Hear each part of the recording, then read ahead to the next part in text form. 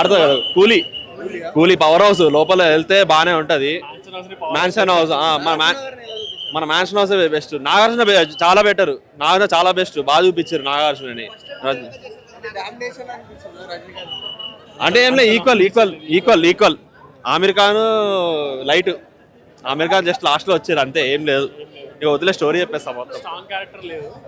Monika song ఇరికిచ్చారు అన్న, అవసరం లేదు కానీ ఇరికిచ్చేసారు దాన్ని.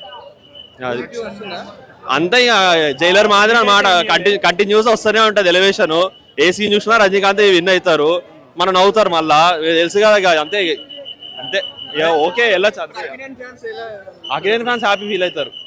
అఖిలేన్ ఫ్యాన్స్ హ్యాపీ ఫీల్ అవుతారు. చాలా బాగుంది. ఏది ఎన్ని స్టార్ రేటింగ్? తమిళ మూవీ అంటే చెప్పలేం, డౌట్. సెకండ్ పార్ట్ ఏం లేదు, ఎల్సీయూ కాదు. సెకండ్ పార్ట్ ఏం కాదు, ఎల్సీయూ కాదు. మంచి పని చేసి ఈయన ఆపేసి దీన్ని. అది ఇక లేదు అంత అంటే ఇక ఫ్యాన్స్ అందరూ వెళ్తారు కాబట్టి ఐపీఎల్లో అనిరుద్ధ్తో వెళ్తారు. అంతేం లేదు అనిపించలేదు అన్న. అంటే ఇక కంటిన్యూస్ యాక్షన్ కానీ స్టోరీ అర్థం కాలే ఏమైతుందని చెప్పని. అట్లుంటది. అదే బీజిఎం ఉంటదంట. వార్ ఇప్పుడు చూస్తే వెళ్ళి కాకపోతే వార్ 2 కూడా బాగుంటది. ఎందుకంటే ఎన్టీఆర్ డామినేషన్ ప్రతి ఒక్కరిని చేసేస్తాడు. సింగిల్ డే యాక్టర్ కదా, వారిని ఇచ్చి పడేస్తాడు ఎన్టీఆర్. నేను కదా ఫస్ట్ 10 minutes చూసా. రుతిక్ రోషన్ గారి ఎలివేషన్ వేరే లెవెల్లో ఉంది బ్రో. కియారా అడ్వాణి ఇద్దరిది హీరో విలన్. ఎవరు హీరో? రజనీకాంత్ విలన్, మన అక్కినేని నాగార్జున. వాళ్ళ నాన్న చంపింది దేవా రజనీకాంత్. ఓకే, ఆయన కొడుకుని చంపింది దయాల్.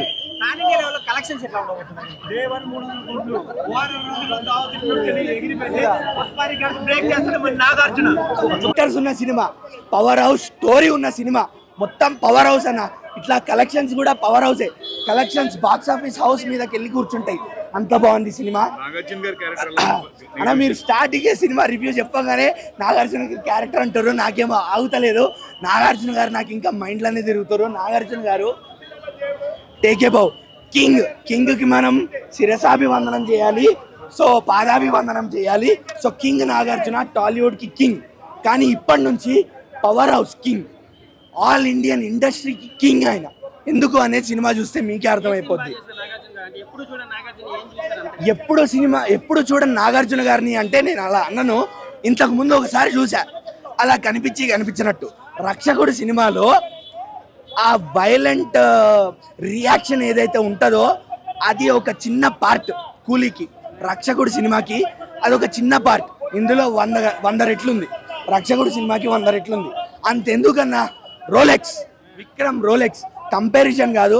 100 రోలెక్స్లు కనిపిస్తాయి నాగార్జునలో మనకి. 100 రోలెక్స్లు అన్న. నాగార్జునలో ఉన్న స్టైల్ కోషెంట్ని, నాగార్జునకి ఉన్న స్వాగ్ని, నాగార్జున ఉన్న స్క్రీన్ ప్రెజెన్స్ని లోకేష్ వాడినట్టు ఎవరు వాడలే. ఆ వైట్ అండ్ వైట్ సూట్, ఆ వాక్, ఆ విలనిజం, ఆ క్యారెక్టర్కి ఇచ్చిన ఇంపార్టెన్స్. అంటే ఇక్కడ ఏదో హీరో విలన్, లాస్ట్కి హీరో వచ్చి విలన్ని చంపేస్తాడు అలా కాకుండా ప్యూర్ డామినెన్స్ అన్న క్యారెక్టర్ అనేది. స్టార్టింగ్ నుంచి కూడా ప్యూర్ డామినెన్స్. రజనీకాంత్ గారి పక్కన నేను ఇంతవరకు ఎవరిని చూడలేదు. కింగ్ నాగార్జున గారిని చూసిన, రజనీకాంత్ గారిని డామినేట్ చేయడం అన్న. స్క్రీన్ ప్రెజెన్స్ అవని, యాటిట్యూడ్ అవని, క్యారెక్టర్ వైజ్ అవని, స్టోరీ వైజ్ అవని, ఇంకా బట్టల వైజ్ అవని, అపియరెన్స్ వైజ్ అవని అన్న, ఏ మూలకు చెప్పినా, ఏ యాంగిల్లో చెప్పినా నాగార్జున గారు రజనీకాంత్ గారిని క్లియర్గా ప్యూర్గా డామినేట్ చేసి పడేశారు. విక్రమ్ సినిమా నేనైతే ఒక హాఫ్ ఇస్తా కూలీకి, అంతే. సగమే కూలీకి, సగమే. అనిరుద్ బ్యాక్గ్రౌండ్ మ్యూజిక్ అన్న, డ్రగ్స్ అన్న. ఈసారి డ్రగ్స్ ఇట్లా పొడి చేసుకుని, ఇట్లా కొట్టేసుకొని పొడి చేసుకున్నట్టు అనిరుద్ బీజిఎం అన్న. అనిరుద్ ఇన్ని బీజిఎంలు కొట్టినావు, ఇన్ని పాటలు ఇచ్చినావు. ఈ క్యారెక్టర్స్ ఉన్నాయి కదా సినిమాలో, ఇన్ని క్యారెక్టర్స్. అమీర్ ఖాన్, ఉపేంద్ర, నాగార్జున, రజనీకాంత్, ప్రతి క్యారెక్టర్కి, ప్రతి ఒక్క క్యారెక్టర్కి ఒక కొత్త బీజిఎం. ఎస్పెషల్లీ ఉపేంద్ర గారికి ఇచ్చిన బీజిఎం చాలా పీక్స్లో పడింది అన్న. బెస్ట్ బీజిఎం సినిమాలో ఉపేంద్ర గారికి.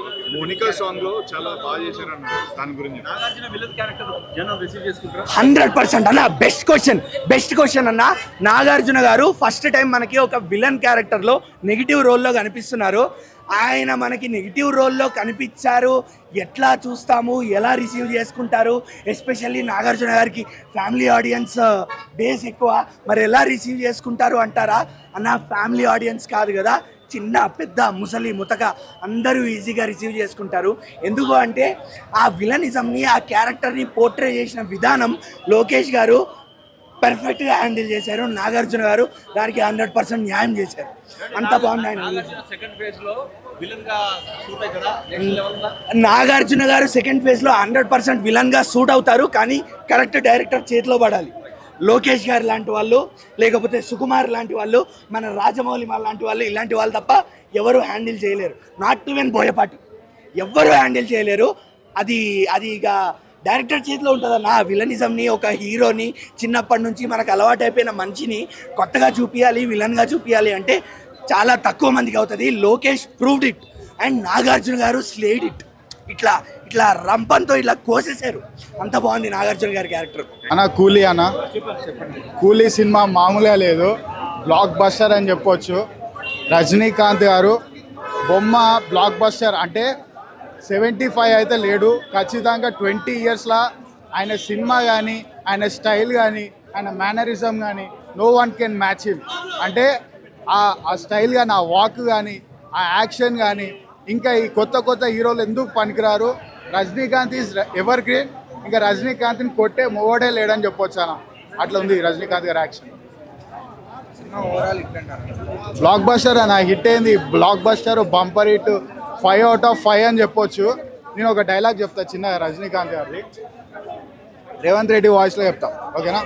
మిత్రులారా, ఇవాళ రజనీకాంత్ గారు చాలా పెద్ద హిట్ కొట్టారని చెప్తా ఉన్నాను. అదేవిధంగా ఆయనది ఒక డైలాగ్ ఉంటుంది, నాన్న పందులే గుంపులుగా వస్తాయి కానీ సింహం సింగిల్గా వస్తాయని చెప్పదలుచుకున్నా. జై సోనియమ్మ. అలాగే నాగార్జున గారు, ఆయన కూడా సైమన్ క్యారెక్టర్ అయితే ఇరిగా తీసిండు. నాగార్జున లేకపోతే సినిమానే లేదు.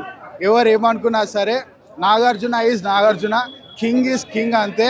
ఇంకా ఎవరు చెప్పినా కూడా నాగార్జున వినడు. అంటే వాళ్ళ పిల్లలు కూడా ఇప్పుడు ఆయనతో కాంపిటీషన్ ఇవ్వాలి. జనరల్గా పెద్దోళ్ళు వాళ్ళ పిల్లలతో కాంపిటీషన్ ఇవ్వాలనుకుంటారు.